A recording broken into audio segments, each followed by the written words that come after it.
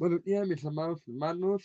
Continuamos hoy con la cuarta parte del tema, eh, criterios bíblicos para elegir a un gobernante. Ahora estamos en campaña electoral, eh, ya a pocos días de elegir un nuevo gobierno, nuevos diputados. Es importante analizar como creyentes qué enseña la palabra, qué enseña la Biblia al respecto. Y hemos hablado de, entre otros temas, de las obligaciones de los gobernantes. Y es innegable que los valores de los candidatos son sumamente importantes. Sus principios y prioridades determinan cuál será el curso de acción a seguir de esa persona una vez sea favorecida por la voluntad popular.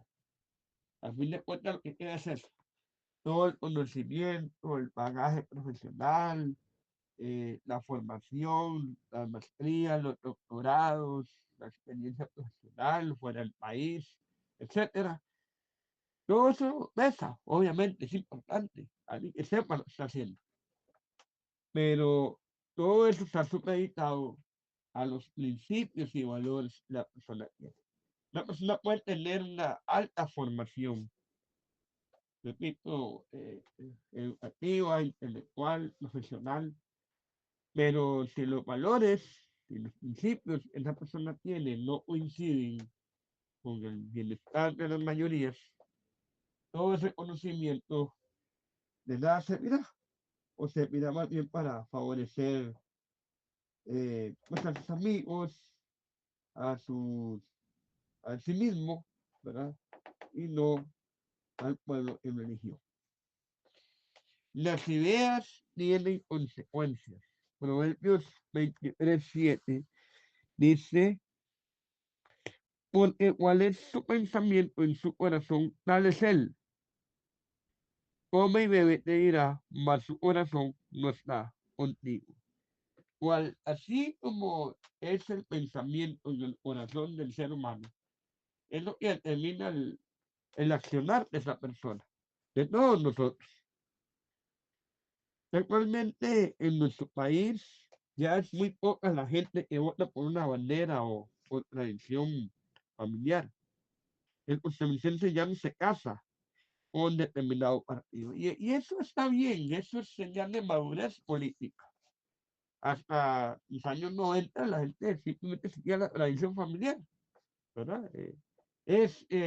Mi papá y mi abuelo siempre han votado por esta bandera y siempre ha seguido a este candidato, entonces nosotros seguiremos. Ya actualmente la gente no piensa así.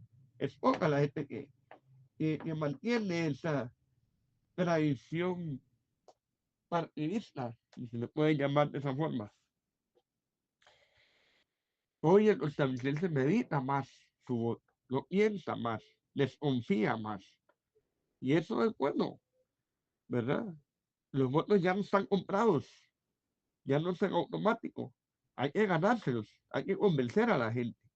Tienen que darnos propuestas que nos convenzan. Como creyentes, nuestra obligación es evaluar lo más objetiva y rigurosamente a cada candidato, a cada candidato. Ahora él no me simpatiza mucho, porque es de tal ideología, de repente, porque es de derecha, porque es de izquierda. Bueno, sí, eso tiene que ver también, pero no debería ser el único criterio. Escúchelo, escuche a la persona, evalúe a la persona, no descarte por sí o escoja a favor porque sí. Debemos votar por un candidato solo porque es cristiano. ¿Sí? Mateo 7:16 nos dice que por sus frutos los conoceréis. Por sus frutos. Es evaluar los frutos de esa persona, independientemente de cómo se llame o, o el partido en sí, ¿verdad?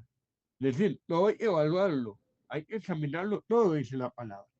Hay que examinarlo todo, desechar lo malo y dejarse lo bueno. Hay que examinarlo todo, examinar todos los partidos, todos los candidatos. Yo sé que cuesta, son 20 candidatos, pero lo importante es hacerlo, ¿verdad? Tomarse el tiempo para indagar, para saber por lo menos cómo se llaman y qué ofrecen. El cristiano no debe decidir votar por un candidato por las dádivas que ha recibido o pudiera recibir si ese candidato gana. Nosotros debemos votar a conciencia, no a conveniencia. Ese es otro punto importante en esta reflexión. Votar a conciencia, no a conveniencia. No porque mi amigo solamente que me prometió que me va a dar algo. El cliente no debe caer en eso. No debemos caer en eso. Dios es nuestro proveedor y nuestro trabajo es el medio que Él ha establecido para suplir nuestras necesidades. Siempre en toda campaña se oyen y se ofrecen dádivas. ¿Ah? Antes le regalaban hasta unos de vivienda. No sé si uno se acuerda. Llegaban hasta ese punto de descaro. Regalar bonos de vivienda a cambio de su voto para mí. Regalar bloques de cemento, sacos de cemento, varilla de construcción a cambio de los votos, a cambio de que usted se comprometa a votar por mí y por mi partido. O sea, no debe uno prestarse a eso, a comprarse, a comprar la conciencia, ¿verdad? Sino ser ecuánime, a conciencia, no por una conveniencia. No es correcto poner nuestra esperanza en hombres, dice la palabra, maldito el hombre que confía en el hombre, ni vivir a costa del Estado sin trabajar a cambio. Mucha gente lo que hace es eso. ¿Qué me dan? ¿Qué me dan? Si me da algo, yo lo apoyo. Si me da algo, yo voto por usted y jalo gente y yo tengo aquí, allá y conozco y yo deseo por usted para que vote por usted. Pero usted, ¿qué me da? ¿Qué me da a cambio? No, mis amados, no debe ser así, ¿verdad? Gente que le encanta vivir y lo sabemos. En este país hay mucha gente así. Que le regalan una casa y el ratito está ahí, ¿cómo la vende?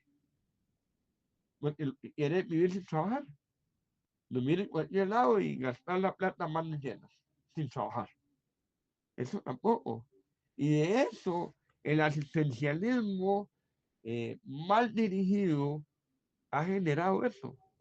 Mucha gente vagabunda que vive sin trabajar, que se alimenta sin trabajar. Y el Estado les regala comida, leche para los chiquitos y se la toma él. Mis amados, no debemos caer en eso. Pablo nos dejó ejemplo de trabajar día y noche, esforzándose hasta la fatiga, contándonos el carga a otros. Primera y Tesalonicenses 2:9.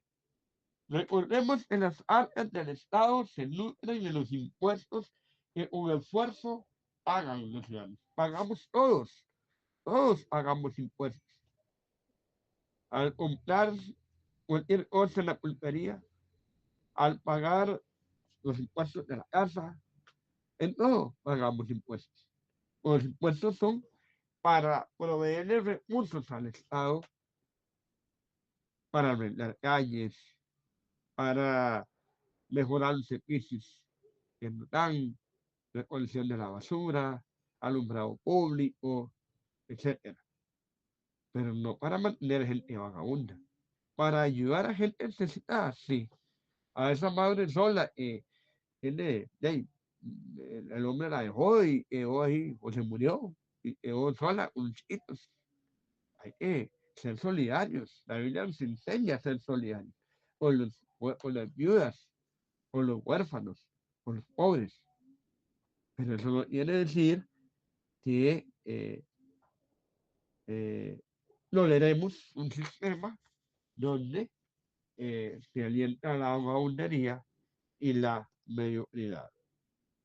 Dichos recursos deben ser utilizados para el bien común retribuyendo en infraestructuras, servicios y asistencias sociales para la ciudadanía que contribuye.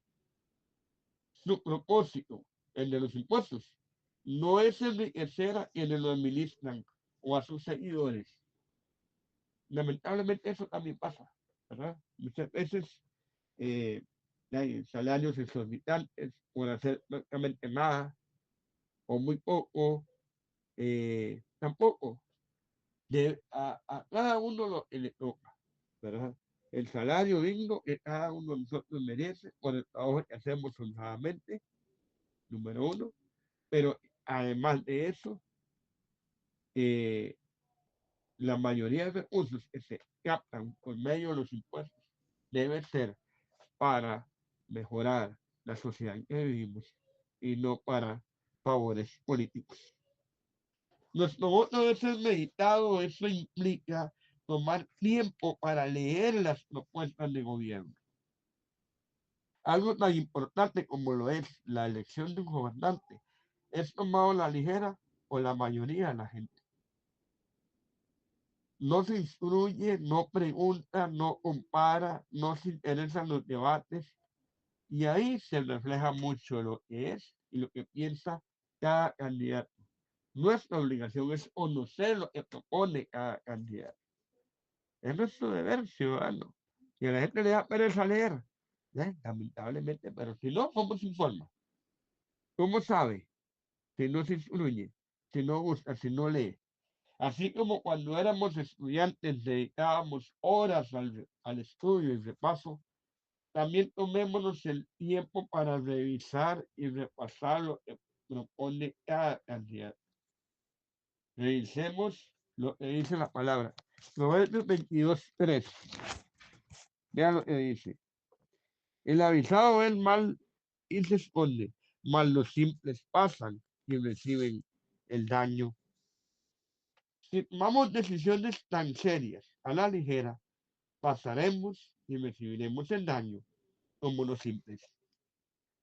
Ya ese ejemplo lo hemos visto. Esa película ya la hemos visto en otros países, países hermanos de Latinoamérica, donde la gente no se interesó, la gente se hartó, se obstinó de los políticos y sus mentiras, sí, tienen toda la razón, pero la indiferencia, el votar simplemente por el que grita más duro, por el que habla más fuerte, o por el que explica a lo loco, eso no sirve, no ayuda en nada. Eso es expresar la frustración que sentimos todos, sí, pero no resuelve el problema. El tema es eso. El problema de fondo no se resuelve así. Se resuelve votando por candidatos que sean serios, que sean confiables y no por populistas que le dicen a la gente lo que la gente quiere oír, pero no propone nada, no hace ningún cambio para bien.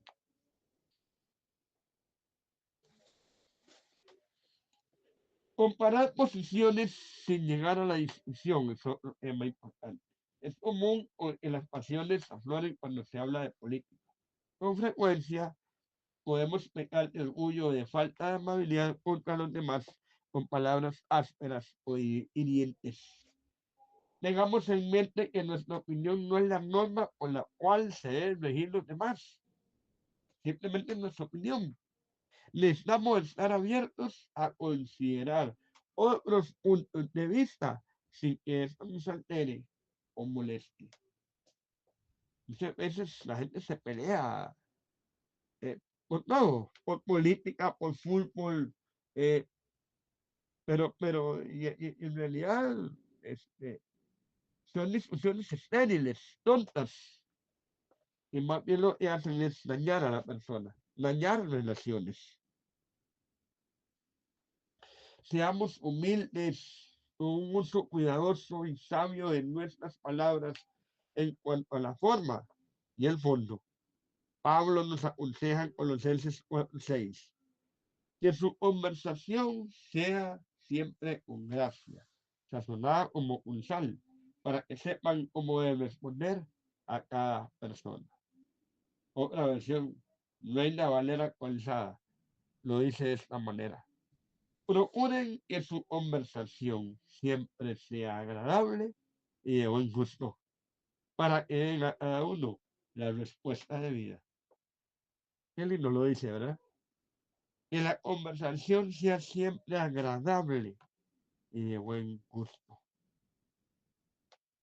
En Efesios 4:29 nos dice, ninguna palabra corrompida salga de vuestra boca, sino la que sea buena para la necesaria edificación, a fin de dar gracia a los oyentes. Qué bonito es cuando alguien nos dice, me gusta conversar con usted. Es más importante que tengamos paz con nuestro prójimo que demostrar que tenemos la razón.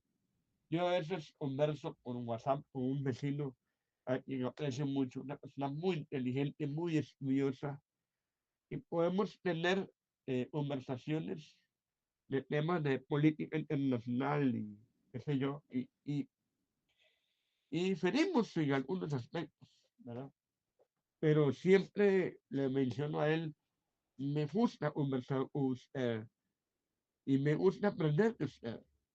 Y porque no se trata de demostrar quién tiene la razón, sino intercambiar puntos de vista que nos enriquecen. Y yo me enriquezco con lo que él expresa. Y yo sé que él también aprende de lo que yo opino. Y eso es lo valioso de conversar sin pelear para comprender otros puntos de vista. Es más importante la paz y la armonía que simplemente demostrar quién tiene la razón. En la ciencia política se habla de grupos de presión. Y este es un tema con el que quiero terminar. La Real Academia define el grupo de presión, en inglés se dice lobby, como un colectivo con intereses comunes que realiza acciones dirigidas a influir ante la administración pública para promover decisiones favorables a los intereses de ese sector concreto de la sociedad. Es decir, un grupo de presión puede ser un sindicato, una cámara empresarial, un grupo ecologista, un grupo feminista, los agricultores, arroceros, frijoleros, etc. Entonces, un grupo es un grupo de nuestra sociedad debidamente organizado que clama por beneficios para ese sector de la sociedad. Las iglesias también se han convertido en un grupo de presión, sobre todo en los últimos años. Para 1998, el gobierno de Miguel Ángel Rodríguez convocó un proceso de concertación nacional y las iglesias evangélicas no fueron tomadas en cuenta. Ahora el panorama es muy diferente. Los políticos ya se percataron de que somos una fuerza importante en el país. A pesar de ser un grupo socialmente muy heterogéneo, defendemos ideas y principios y debemos hacernos sentir. En otros países, los candidatos son llamados a las iglesias para que expliquen sus ideas y se comprometan públicamente ante el sector evangélico. En Costa Rica, para 2006, hubo una jornada de oración en un estadio y se hicieron presentes la mayoría de los candidatos presidenciales. ¿Qué pasó con ese tipo de actividades?